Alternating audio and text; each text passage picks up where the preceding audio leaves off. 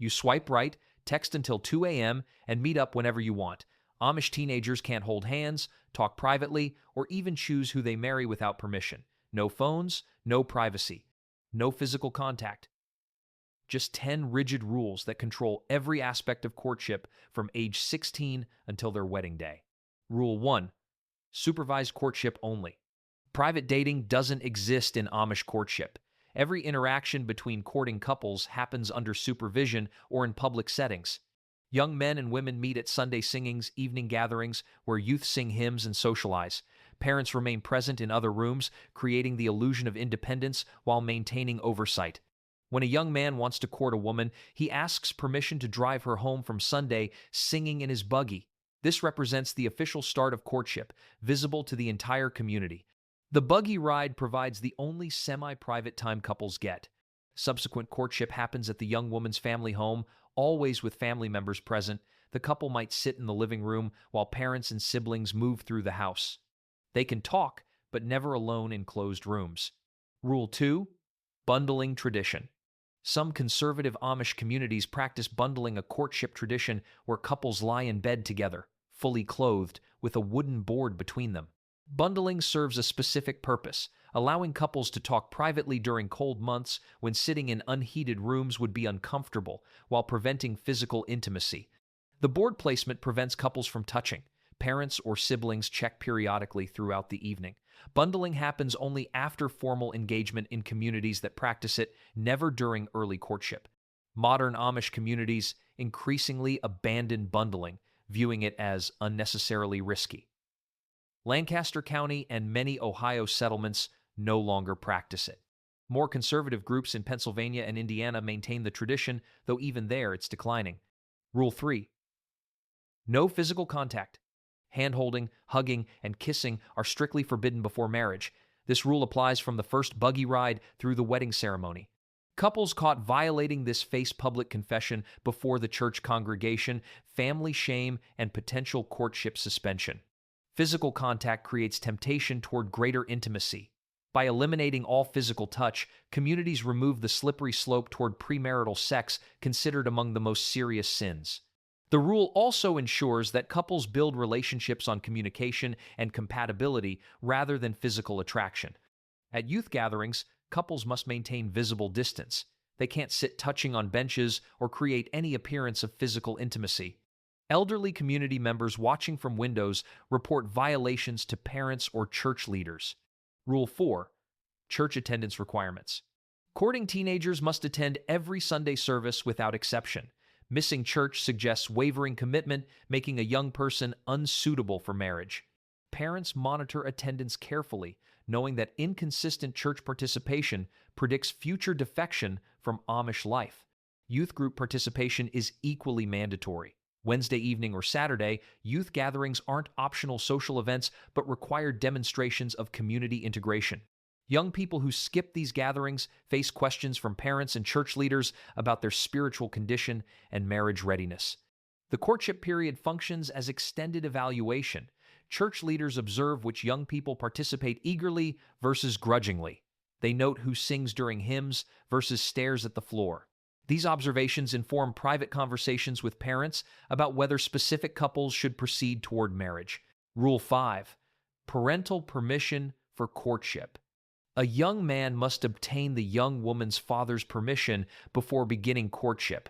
This conversation happens privately, usually at the father's farm. The young man explains his intentions, his readiness for marriage, and his ability to provide for a family.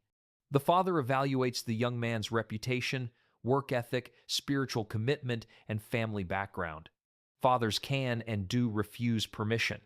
Common reasons include the young man's age under 20 is considered too young in many communities, insufficient financial preparation, poor work reputation, or concerns about spiritual commitment. A father's refusal effectively ends the courtship before it begins. Continuing without permission would violate respect for parental authority, disqualifying the young man as a marriage candidate. What fathers evaluate matters significantly. They inquire about the young man's farming skills or trade competency. They ask about saved money. Most communities expect young men to have at least several $1,000s saved before marriage. They discuss the young man's baptism status and church participation. They question his Rumspringa behavior, investigating whether he experimented excessively with worldly activities. When permission gets denied, families rarely discuss it openly. The young woman learns from her father that courtship isn't approved. The young man receives the news directly during the permission conversation. No explanations get shared beyond the family. The young man must either address the father's concerns and ask again months later, or accept the rejection and pursue other options. Rule 6. Limited communication. Courting couples can't communicate freely between Sunday visits. No phones means no calling, texting, or instant messaging. Letters become the primary communication method, but even these face restrictions. Letters must be shared with parents. Privacy doesn't exist in Amish courtship. Young men write letters during the week and deliver them to the young woman's mailbox or give them to her at Sunday singing. She reads them with her mother present, who ensures the content remains appropriate. Her response letter, also reviewed by her mother, gets delivered the following week. This means couples might exchange only 2 or 3 letters between Sunday visits. Some communities allow supervised phone calls from community phone shanties, small buildings housing shared phones for emergency use. Even then, calls happen with family members nearby, limiting conversation topics. Teenagers caught making private phone calls face discipline for violating courtship rules and potentially for accessing forbidden technology. Seeing each other happens exclusively at approved events, Sunday services, youth gatherings, and occasional community events like barn raisings or weddings. A couple might see each other only 4 or 5 times monthly. This forced separation serves to either strengthen their bond through anticipation or reveal that their relationship can't survive without constant contact, a useful filter for marriage readiness. Rule 7. Baptism before marriage. Baptism is absolutely required before marriage. No exceptions exist. This non-negotiable rule ensures both partners have committed fully to Amish life before creating a family. Baptism classes run 8 weeks, covering church rules, theological beliefs, and lifelong commitment implications. Young people typically get baptized between ages 18 and 22. Those who delay face increasing pressure as they reach mid-20s without baptism. Communities view late baptism skeptically, wondering whether the person truly wants Amish life or feels pressured into it. Marriage for unbaptized individuals is impossible. No Amish minister will perform the ceremony. The baptism decision carries weight that many young people struggle with. Choosing baptism means choosing Amish life permanently. Leaving after baptism results in shunning family and community members, will limit contact severely, sometimes cutting off the person entirely. This high-stakes decision explains why some delay baptism, extending Rumspringa while they decide whether to commit or leave. Couples sometimes get baptized together, planning their baptisms for the same Sunday. This demonstrates unified commitment and signals to the community that they're preparing for marriage. After baptism, engagement typically follows within months. Having made the life commitment, there's little reason to delay marriage. Rule 8. Modest dress and appearance. Courting teenagers must demonstrate readiness for married life through impeccable modesty.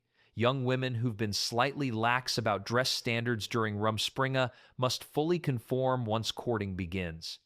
Hair must be worn in traditional style, never down or loosely styled. Dresses must meet exact length, color, and style requirements. Prayer coverings must be worn correctly and consistently. Young men face scrutiny about hat brims, shirt colors, and suspender use.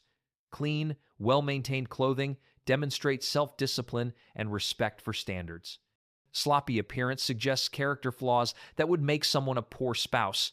Communities view appearance as reflecting internal spiritual condition. Outward conformity indicates proper heart attitude. How appearance reflects character matters more than aesthetics. A young woman whose cap sits slightly askew or whose apron shows wrinkles signals that she might maintain a disorderly household. A young man whose clothes show stains or tears suggests poor work habits and inability to provide adequately. These judgments may seem harsh, but they reflect community conviction that small details reveal larger patterns. Rule 9: no mixed swimming or recreation.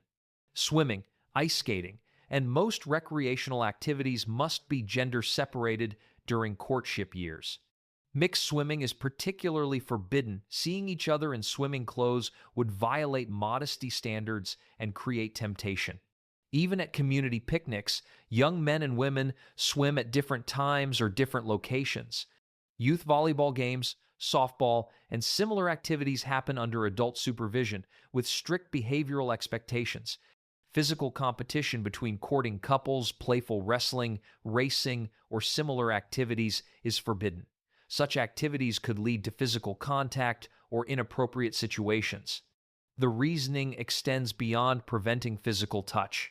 Mixed recreation in casual settings creates familiarity that Amish culture believes should develop only after marriage. The awkwardness and formality of supervised courtship serve a purpose, maintaining mystery and anticipation while preventing premature emotional or physical intimacy. Acceptable courtship activities include attending church services together, Sunday singings, group picnics with proper supervision, and visiting each other's homes with family present. These controlled environments allow couples to interact while maintaining community standards. Couples found participating in forbidden recreation face immediate church discipline. Rule 10: short engagement period. Once a couple decides to marry, engagements last only 2 to 3 months. Long engagements are discouraged because extended waiting periods create unnecessary temptation. If a couple is ready to marry, communities believe they should marry quickly rather than test their self-control for months. Engagements get announced during Sunday church service, typically in late summer or early fall. The announcement itself is indirect. The minister reads the couple's names after service, and everyone understands what it means. No celebration or congratulations follow immediately. The announcement is solemn, recognizing the serious life commitment being made. Wedding season runs from late October through November, after harvest is complete but before winter makes travel difficult. Most couples marry on Tuesdays or Thursdays, never weekends, which are reserved for church services. The short engagement period means intense preparation, with the bride's family coordinating large-scale cooking, sewing, and house cleaning for the wedding that will host 200 to 300 guests. The brevity also serves psychological purposes. Short engagements prevent couples from overthinking their decision or developing cold feet. Once committed, they move quickly toward marriage, maintaining momentum rather than allowing doubt to creep in. This approach reduces broken engagements, which bring shame to both families and create community complications. Breaking the rules. Rule violations trigger escalating consequences depending on severity. Minor infractions, sitting too close at youth gatherings or communicating inappropriately, result in parental discussions and increased supervision. The young person must acknowledge the wrong and commit to better behavior. Serious violations, physical contact, unsupervised meetings, or moral failures require church discipline.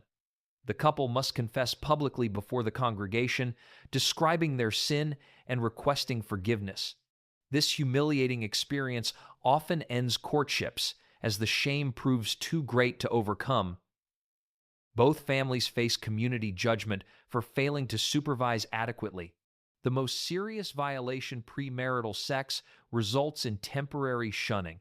The couple must confess publicly, cease all contact, and demonstrate genuine repentance over months before being restored to full church fellowship.